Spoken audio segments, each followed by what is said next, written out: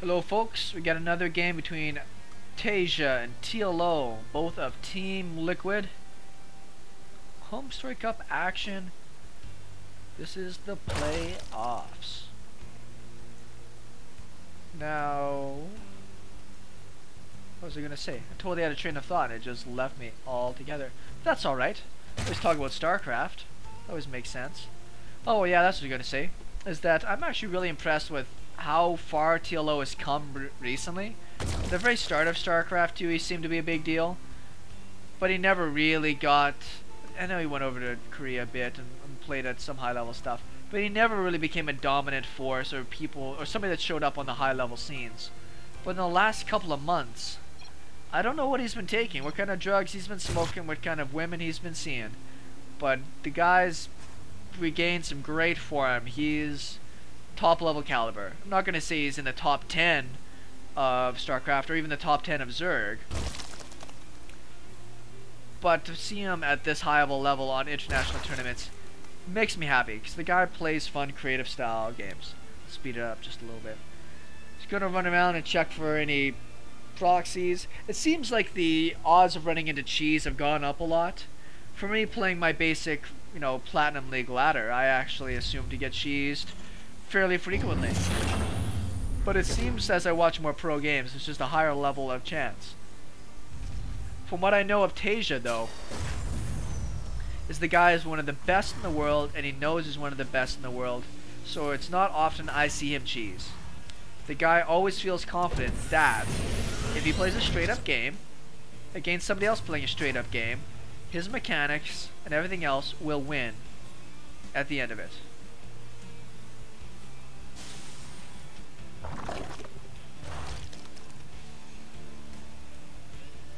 Pool, Hotch, Queens, and a couple of Zerglings.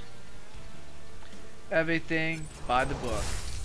We do have gas out of our Terran player. We had a scout from Taeja. Yep. Well, nothing's happening. Why don't we watch and see how Taeja plays? SCV ready. Because that's always exciting, right? Oh, yes. I do like watching the hotkeys. I do the same thing with my hotkeys. Set up everything that's vacant or everything at the beginning of the game as my main command center. SCV ready. And then as the game goes on, I'll start spinning stuff up. 4 and 5 production. I'm usually 3, 4, and 5 production. 1 and 2 is my army. SCV ready. Let's see how TLO sets up his hotkeys. Hatch on 5, queens on 4. I'm usually hatches on 4, queens on 5. It's interesting that his overlords all highlighted. That must so he can get around the map a little bit easier. Scout on 2 and army on 1. 1 and 2 are generally where you're going to put your army because of how your left hand is positioned on the keyboard. Great vision you can see right now for TLO on the minimap. Guys got a pretty good idea of anything that'll be coming at him.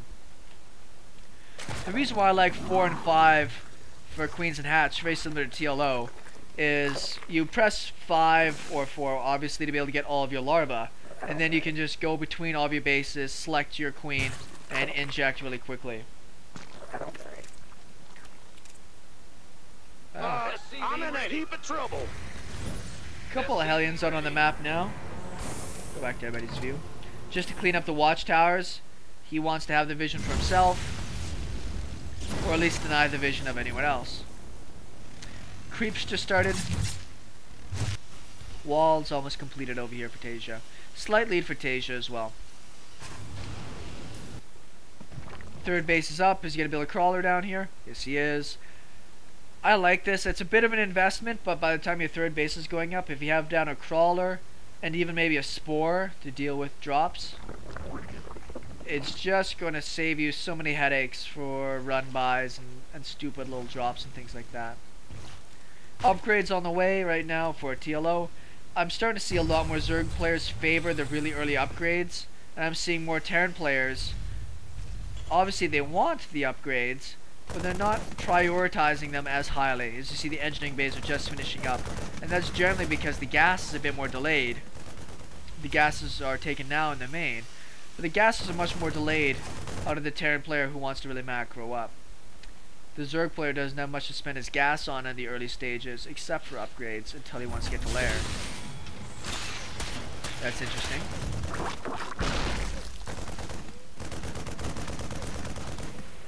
Those lings aren't gonna make it home. Looks like he's gonna throw down probably another 3 barracks. 1, 2, 3, 4. What's going on in the tech lab?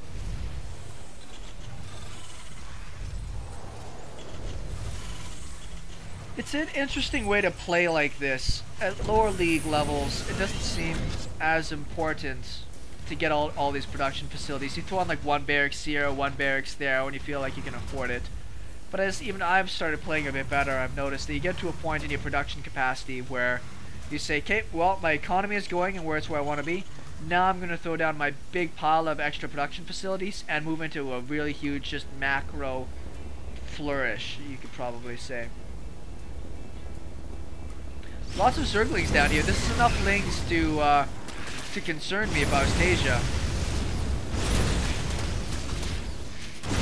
Looks like he wants to get behind these minerals. You see that TLO's trying to throw lings around the other side.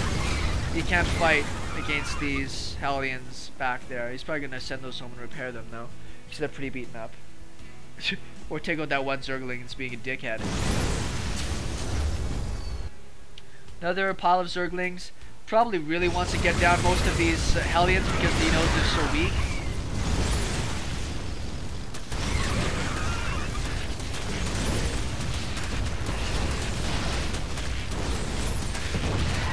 Looks like he did pick off that fresh mule. Marines are coming up.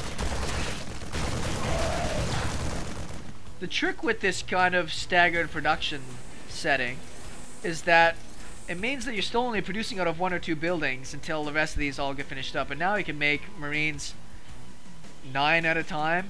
As soon as he's finished 10, 11, 12, 13 at a time. Maybe he's just falling a bit behind his macro. Generally you don't see that many.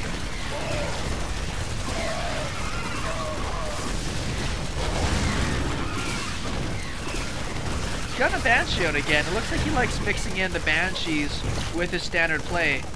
Early game Zerg, actually most game Zerg, unless they have mutas out on the map, have tons of trouble dealing with these Banshees. If we look at what TLO's doing, because there's been no action on his side of the map for a while. Very well saturated on 3 base. Does he? Did I miss? He's got Lair in his natural. And he's got a 4th on the way. The Terran's still not really in a position. That's pretty silly. The Terran's still not really in a position to move out on the map just yet. These small run-bys from the Zerg player.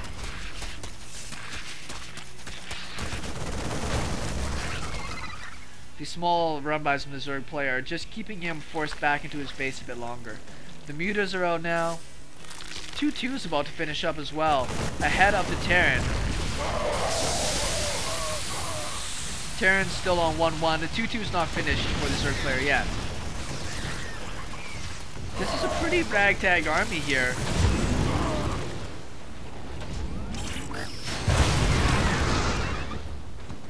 It looks like he shot down one of his own medevacs doing that. Bunch of kills on those guys though, regardless. Wow. They turned that guy into paste. Good play from TLO here. Looks like this constant pressure is just taking apart. Oh, that was a lot of SCV kills. A bit of greediness here out of the Terran.